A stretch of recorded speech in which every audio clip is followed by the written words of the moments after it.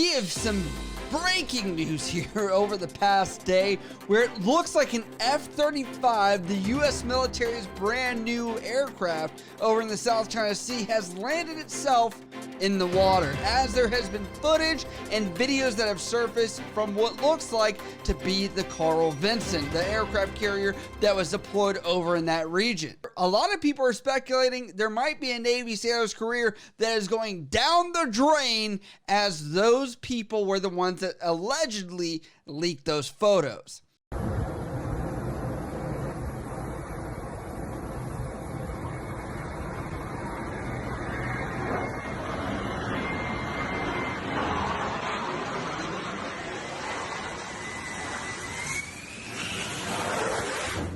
And to give you guys some context from that like 17-ish second clip, that is you watching $78 million go into the water. Not only that, but all of the equipment and information that is also on the aircraft that adversaries would love to see, as it's very under wraps, kind of the stuff that goes into that, and obviously why we have operational security stuff and cyber awareness to make sure that you're not taking photos of stuff that you shouldn't be, because that would degrade our ability to have leverage over adversaries.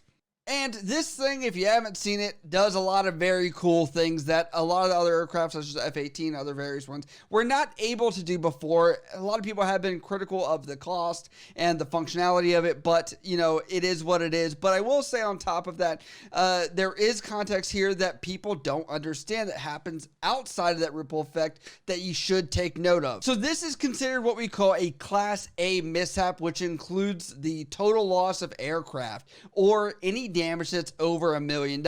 And this entire thing is gone in the water. It's never coming back to life. I don't think insurance is going to cover it. While this is a mishap, every single mishap in the U.S. military does require to have an investigation that goes along with it when it's on this level and scale. And they're going to look at this document called NATOPS, which is a Naval Air Training Operating Procedure Standardization, which governs everything with flight, meaning they can only take certain medications. They have to get so many hours of rest. They have to have so many flight hours to be qualified. They have to, you know, all these specifications, and they're going to see where can they associate blame, maybe on the pilot, maybe on the maintenance, maybe on whoever, to maybe justify who is at fault for this. There's also the other layer that somebody took a video of this when they weren't supposed to. Now, I will replay that video while I'm talking over this to show you guys that I don't really see any pitching of the deck, seeing any kind of crazy, you know, uplifting of the aft part of the ship there to show that maybe there was some issue as far as the current conditions that they were traveling in those seas. So in my opinion, I'm not really sure what happened. It looks like they tried to give a last good push. Like, comment, subscribe. Also, I'm on TikTok. Check it out. Hey guys, Veteran here. Story time. I get my DD-214, walk into my gunny's office, and I say, F you, dude.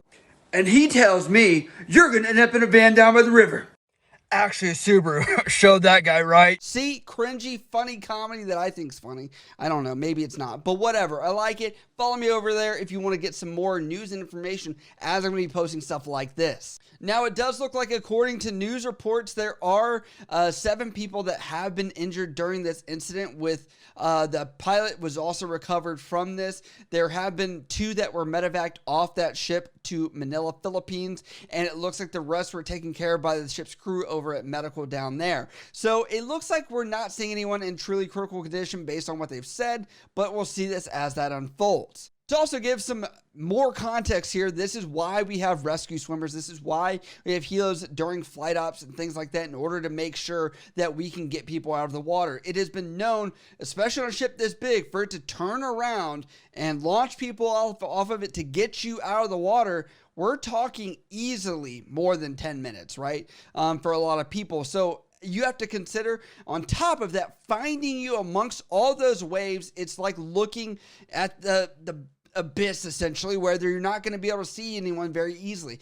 Obviously, on top of that, there are your parachute rigger guys. There's a survival specialist thing. They do all the stuff that deals with this and maintain that. So obviously, you're talking about float coats and all the other good stuff that they're going to have in order to make sure that they can do flares or whatever else in order to be found. And it does look like they were aware it was also daytime, thankfully, not a night ops type thing. There is a lot of speculation right now as they think that the Chinese may also be trying to recover those aircraft in this region, which would make sense because that would give them that leverage. But I don't know if we're sending any kind of reinforcements. There's nothing about that as far as scanning that area and ensuring they're not going to get to it first. Who would post this on social media asking for River City? A lot of people that are not in the Navy don't understand this, but River City is when you have zero communications, lockdown, no email, nothing going out of that ship unless it's dire necessity, which this has essentially made them go on lockdown. Now, it does sound like the ship did have some form of Wi-Fi, possibly for morale purposes, but leaked this photo and video of the ship out so that the news could see it. On top of that, I can tell you that if they were not going to find this pilot or someone that's over the side that did eject, right? You do have to worry about hypothermia. These waters are really cold, right? And, you know, I look at this and I'm like, thank God this was during the daytime.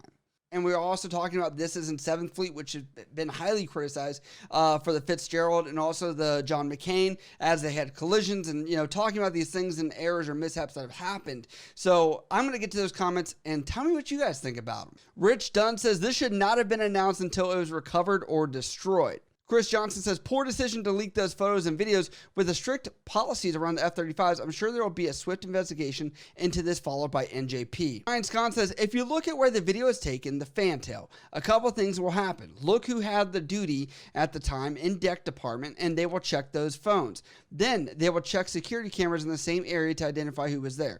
They will find out who took the video. I do believe they will have an investigation and find out who took the video. You can, yes, there's thousands of people on a U.S. Navy aircraft carrier, but it is one of those things that I'm like, I don't know what they were doing out there. Why are you filming while you're on watch doing after lookout if that's your job at the point? Also, at the same time, like, why are you sharing it? And at the same time, your career is going to be done. Like, I don't even think this is NJP. I think this is just going to be you're out, and that's it. And I would say that's probably the best case scenario. Hopefully it doesn't go to court-martial, because if it does, this is going to be a bad look for you. So going off on this, what do you guys think about this footage? Obviously, I'm not the aircraft expert. I am not one of those guys out there that knows everything about aviation when it comes to the Navy, but I'd like to know what you guys get out of this situation and looking from your expertise or some of your background knowledge.